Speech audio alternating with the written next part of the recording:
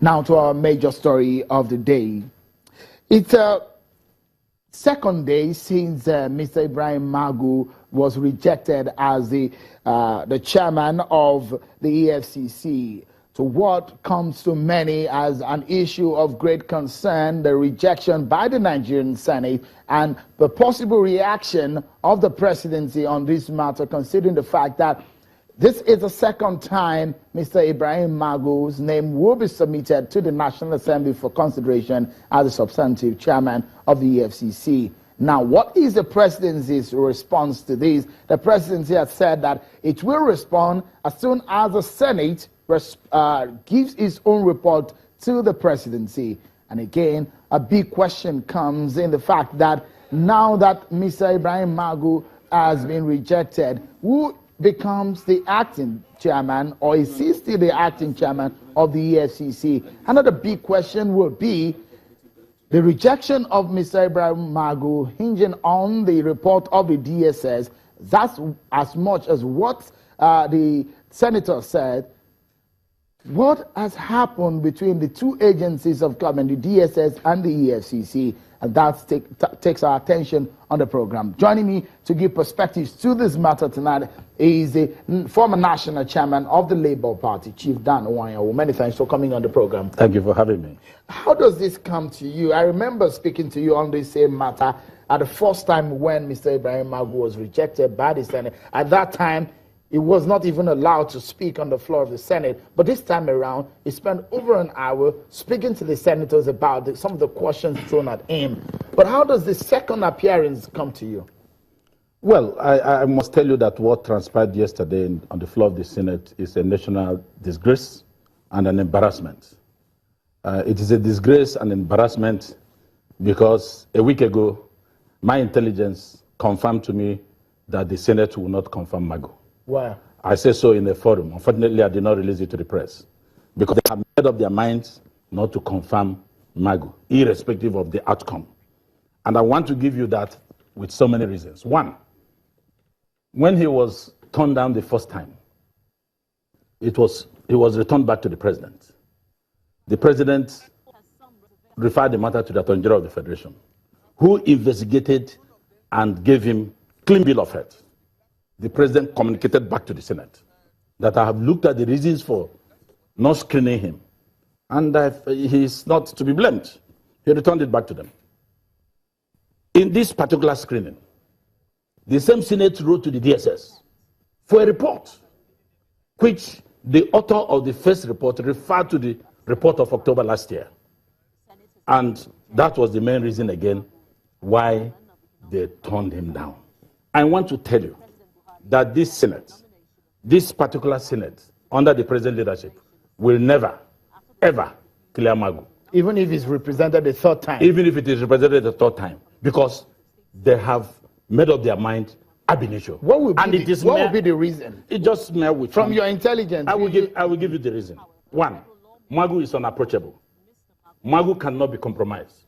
Really? Magu has refused to do deals. But I'm coming. You saw the reports. Yes. These are just against some of the reports against Mr. Yes, Magu. I have taken the reports. I investigated the report myself. For example, you said Magu, one retired Omar, rented an apartment for him. It is not true. I investigated. I found out from the FCD office that they paid for the house. They paid for the house. I saw the documents. All the persons who are taking position with Senate has never taken the pains to investigate. I investigated the issues one after the other before I came on TV. I will not speak on an issue I do not know. The Senate on its own has made up their minds that Magu will never be cleared. Is it the fault of the Senate that Mr. Magu's the security report on Mr. Magu does not give him a clean bill of health, or the fault of, for example, the presidency on the other hand, that controls or that gets briefs from the security agency about any happening in the country? I mean, I should think that the normal thing that happens is that even the DSX director is an appointee of the president. Yes. And briefs the national security advisor and the presidency on whatever that. on a large scale and high, top-notch position like that. Yes, I don't want to drag myself into the politics going on within the presidency. There is they're playing a lot of politics. And unfortunately, Magu has become the victim. He's being witch-hunted. Really? He's being hounded. I am saying it on good authority. It's because they have made up their mind that they don't want Magu. Secondly, you have many former governors in the Senate whose files are with Magu and who are still being investigated.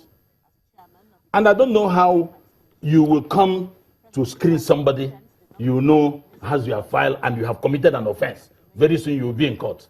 Nemo do that in Kasaswa. You cannot be a judge in your own court. So is it a case of corruption fighting back now? Of course, corruption is fighting back. Corruption is fighting back. But from the appearance of Mr. Magu yesterday, we had the spokesperson of the Senate on the program yesterday, and who said, look, from the appearance of Mr. Magu, he did not even perform well. And okay, let me take you on that basis. Let me take you up on that. You see, everybody has his style. You don't expect Magu to speak like Shehu or to speak like me. It depends on you. It depends on the person, his mien. Magu did not appear in the Senate to be awarded a PhD of a professorial seat. He appeared to explain some of those issues. For example, they said he could not even say how much he had collected. Of course, it was difficult to say so. While he was there, he was getting a report, I guess, from a money abandoned in Kaduna Airport. But shouldn't he have prepared himself for such? No. I mean, for over several weeks, he knows that he was going to appear before the Senate. He answered the question, but I'm pointing out the issues that the Senate said he could not answer. He could not give them the figures of funds recovered. If you have said, give us the funds recovered up to February, that will be easy. If Magu couldn't give you that, but give me the funds you have recovered, the figures up to date. That will be a problem. You run a legal bar, yes. A legal office. You know how much you've earned over the last few weeks. I cannot unless if you ask me now. I cannot. But you can give a bracket. It's difficult. I have to go back to my accounts. I have to go back to my bank and look at my expenses. Another issue is that the social... If you ask me how much in my bank account, I cannot tell you. It's not that it's big, but I have to be sure. But for an EFCC chairman whose duty is to recover money, he should have an idea of how much he recovered. Yeah, it depends on the time limit you want it. These funds are recovered every day. He should have prepared for that. Just yesterday, somebody abandoned 49 million in the airport. What do you think is the solution? You heard the Senate president saying, look, it must be someone else that will carry his duty. That means, is it all over for Mr. Magu in that position? No. The Senate president may have overreached himself by directing that it must be somebody else by virtue of section 171(1) of the Constitution. It is not in the mouth of the Senate president or the Senate itself to determine who will be appointed to be chairman of EFCC. So he can still continue as the acting chairman? What the president should do, in all sense of responsibility and patriotism, is to reappoint Magu in acting appointments. If the president doesn't do so, Senate yesterday indicted the office of the president of the Federal Republic of Nigeria. How? By not confirming Magu, not taking into cognizance the clearance the president gave him in January when he resubmitted his name. The president referred this matter to the Attorney General of the Federation, who investigated. Magu was invited, and he answered those issues item by item. The Attorney General of the Federation was satisfied, and the president was satisfied, and then the president resubmitted his name. What they have just done is to impugn on the integrity of the president of the Federal Republic of Nigeria. And I don't think the president, Nigerians will be happy. If you are asking that the president should reappoint him, yes, and resubmit his name. No, he doesn't need to. I have told you this Senate will never. Never. So, but can he become the chairman without the Senate? No. Acting chairman. So he can act for how long? The president should reappoint Ibrahim Magu to continue to act as acting chairman of the EFCC. And Magu should go ahead to do his job to satisfy Nigerians. It doesn't matter whether the president need not submit his name any further. He can act as long as it pleases the president. Let's wrap up on this issue of Mr. Magu. Do you think Mr. Magu is performing? Magu has done excellently well. Really? Compared to Magu has done Waziri, Magu Ribadu, has done excellently Lamode. well. And what is pertinent and germane is Magu can never compromise. Really? Magu is unapproachable. Corruption is fighting back. All these people fighting Magu have made efforts to reach him, and it is not possible. This was the same man that they say flies first class. It is not true.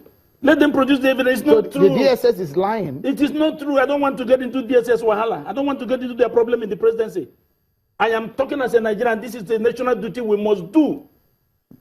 Yesterday, a senator called me and said that Iwuanyanwu, we have refused to confirm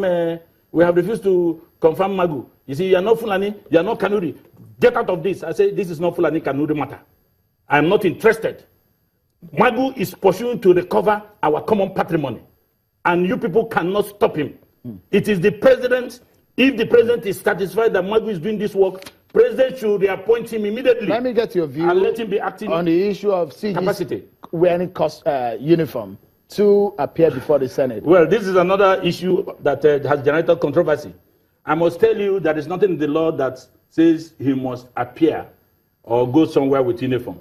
But he is controller. There's a difference between Ali and Controller General of Customs. There is what they call ceremonial dress. There is when there is a ceremony and you are invited. Senate cannot invite IG and he go there on Mufti. Senate cannot invite you for army staff. You visit the Senate on Mufti. You see, there is no issue on this. Let's Controller General of Customs, Ali, go and meet an Obioma to sew a uniform for him. Appear before the Senate, let this matter end. There is nothing wrong with it. Chief Dan Iwuanyanwu, it's much ado about uniform, isn't it? Thank you so much. About uniform. Chief Dan Iwuanyanwu, former national chairman of the Labour Party, and of course, you, my viewers, many thanks wherever you're watching on Politics Today, on Channels Television. Many thanks for being part of it. On behalf of the team, I'm Shinwa Kimbale. Bye for now.